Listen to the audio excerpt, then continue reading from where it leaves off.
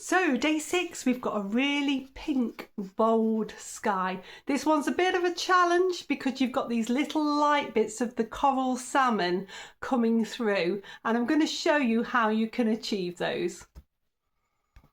Okay, so I haven't chosen any of these photos. These are all from you guys, letting me know what you want to learn. So this is a really challenging one. I've had to have a real good think about how I might tackle this. I've got a few colours. I've got my Saunders Waterford paper, 5 by 7 inches. We're going to use a bit of permanent rose and cobalt blue, and I've got cadmium orange. So I'm going to do a couple of mixes to start with. It's my round number 10. I'm just dropping in a few bits of water. Less water in the orange. So I'm going to start with the orange because I need this to be lighter. And this is where the tricky bit comes, because on this photograph, these bits are little streaks, and it's how I get them to stay like that without being lost in a wet and wet wash. So I'm going to take some of that orange and my little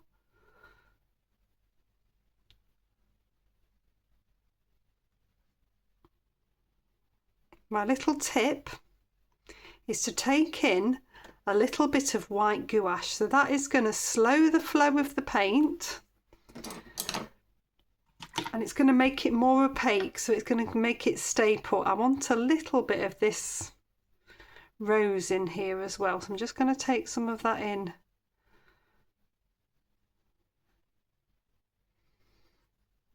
So that I get that lovely salmon colour. It might not work, but we're going to learn together. Sometimes these things don't work, but it's worth a shot. It's all practice. You're learning every time you do this. I'm giving my brush a really good rinse now. So I'm going to make sure I've got plenty of this rose.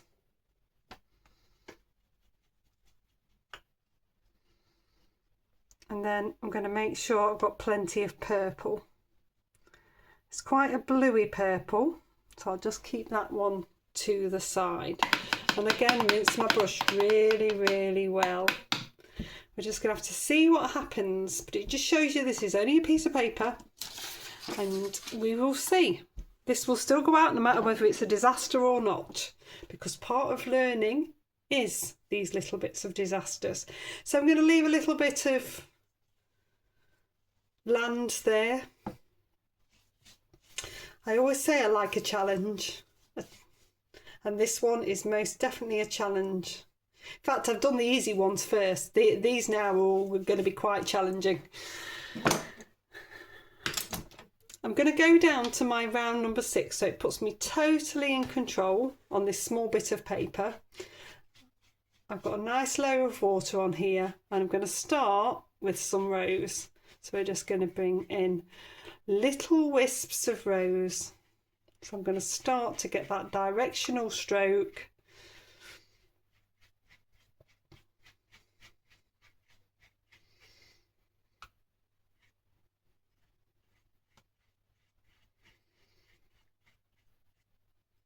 I've got plenty of water on here, which is going to give me plenty of time.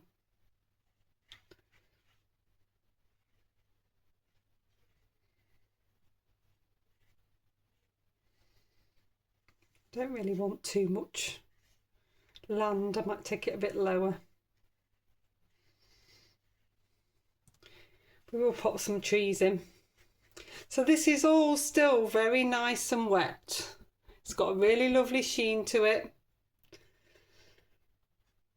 It starts to bring in a little bit of the purple. Could do with being a bit bluer, so I'm going to take a bit more of the blue mix in.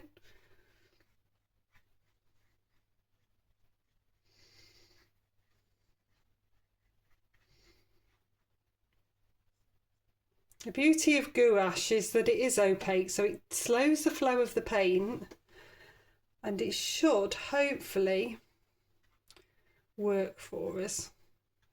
So it's a little bit more of a circular motion on those bits.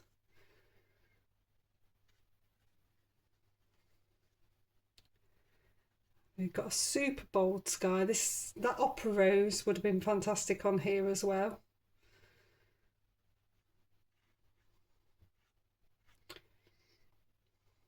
I'm taking a little bit off the brush as I go on now because I don't want it to flow too far. Take a little bit, dab a little bit off. The challenge we've got is orange and blue makes brown. The light bits in this picture are very little, so that's always very hard to achieve. So there's a lot of challenges within this one.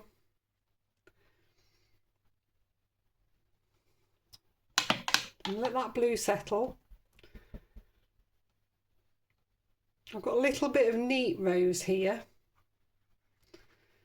I'm going to start to bring in.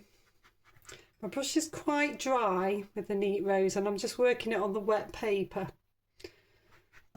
So I can just bold up a few areas while I preempt my next move.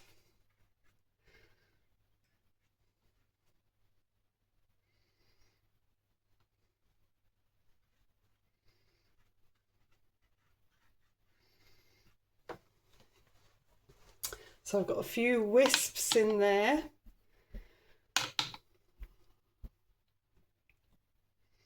Okay, so I've dried my brush really well. I'm going to take up some of this salmon colour and we're going to see what happens. I'm going to choose the biggest area first. Bring that through. Looks like it could do with being a little bit lighter. So where have I put my gouache? Right, I found it. I'm going to take in a little bit more gouache. It works, it stayed put, but it's not light enough. So we're going to bring it in again, a bit lighter. Just mix this a little bit lighter.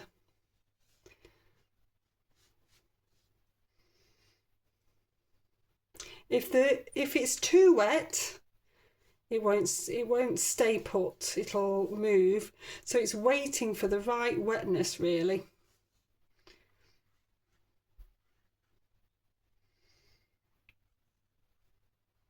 It's sort of working. This is why you have to experiment and think it's only a piece of paper. At the end of the day, every time you do something like this, you are learning.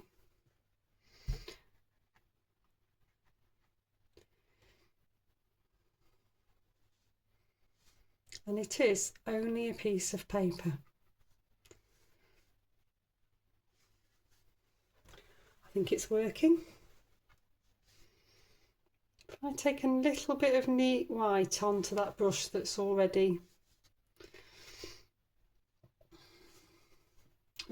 got this colour on, so it's going to mix them both. I might get some lighter bits within there. So a little bit of the neat white again.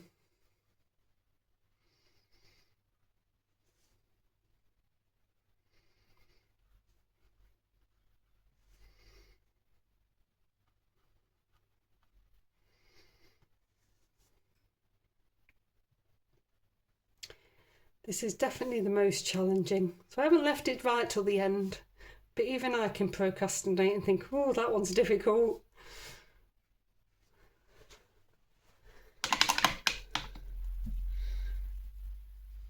What it's showing you as well is everybody's always still learning. Even though I've done this for 15 years, there's things that I haven't done and things I need to learn. So I'm going to take a bit of that white gouache into a tiny bit of the rose as well. And then I can wisp some of that through. I actually want that to be a bit darker.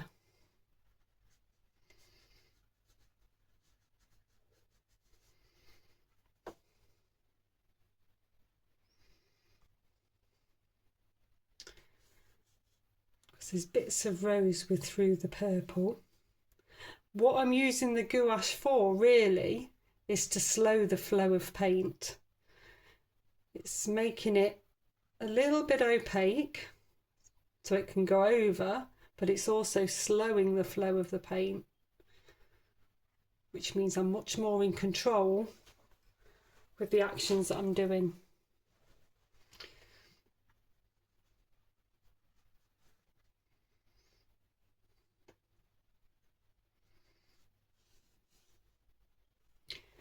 Right, another little bit of neat rose.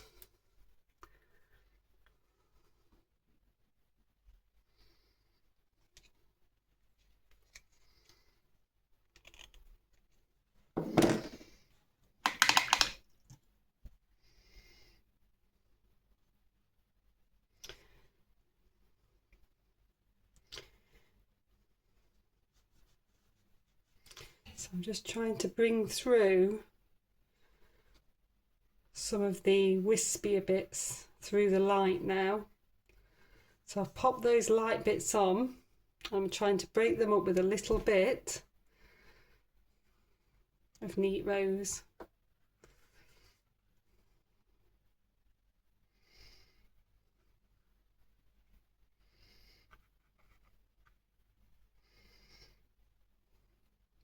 I think this is by far the most challenging sky I've been given, so well done.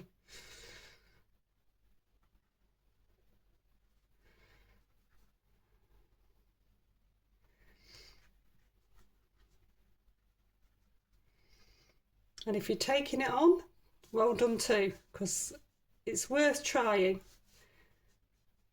I'm sure we'll have some fabulous results coming up on the Facebook group, and I look forward to seeing them. I bet some of them are better than mine, because they usually are. Okay, am I nearly there? I think I'll take a little bit more of the purple through. So I've rinsed my brush, I've dabbed it off. That was very watery purple. So I'm going to take a bit of the rose that's neat and a bit of the cobalt blue that's neat. Still dab off and take a bit more in. So this is a bit of a bluer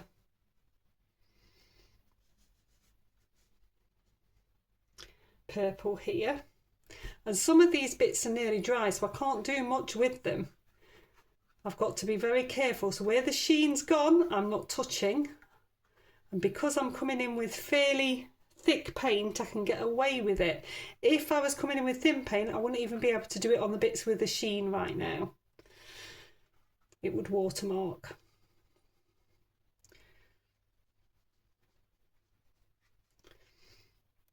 So it's just giving me a chance just to add a little bit more definition in there. Right, I'm going to leave it as that. Right, so that's one bold, beautiful sky dried. I think I've achieved something similar. We're going to get on and pop in some silhouetted trees and a little bit of land at the bottom just to finish it off. I breathe a sigh of relief that I've managed to achieve something similar. I think if I did it again, it'd get better and better. It's definitely worked using the little bit of gouache within the salmon colour to stop the flow. Okay, so I've wet that. I've popped on a little bit of sap green, and then I'm going to use some indigo. So I'm going to squirt out some neat indigo. Indigo is a lovely colour for silhouetting and shadows. So I'm going to use this to do the trees with as well. You could use a bit of Payne's Grey if you really wanted to go really dark. That's just enough. So I'm going to dry that one off and then we'll do the trees. Okay, so that's nicely dry. So I'm going to come in with my round number 6 and the indigo. And this is quite a small picture, so we should be able to move fairly quickly. I'm keeping that brush upright and dotting along. I'm keeping the paint quite thick, but there is water within it, so it is going to flow and it's not going to dry too quickly. It's important it doesn't dry too quickly because you'll end up with a hard edge and not be able to move that. So you can see that I'm moving that edge all the time. So when you're working on a small piece of paper, you can get away with doing it in this way, whereas on the larger piece you have to do it section by section and finish each bit off. So we've got a nice start. If I then load the brush and hold it on the side, I can just create a more natural line by just scraping. So it's a little bit of dry brushing. I'm going to scrape up here to create a bit of tree texture for the foliage. You could use a sponge, you could stipple as well, whichever method you want to do. Just keep it nice and quick and also nice and thick. You could just dab on if you wanted to. In fact, a great tip, if you like the dabbing action, is to use your rigger or line writer to do it, because you can't control it as much. So the whole thing about the dabbing action is it can look too patterned, but if you dab with a long brush you can't control it and it looks less patterned and more random. So you can just dab through like this, look. That's another great tip for you.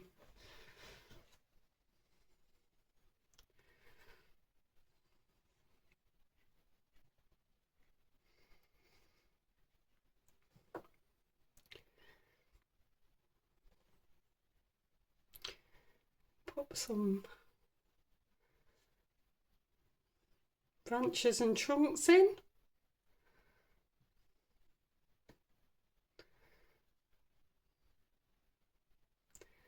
And then we do that random dabbing again, just to break it up so it doesn't look like a pattern. See how that's working? A few more dabs. Vary the pressure of the brush. And then with that round number 6, I just want you to just darken a little bit underneath. So I've got a little bit of indigo and a bit of water.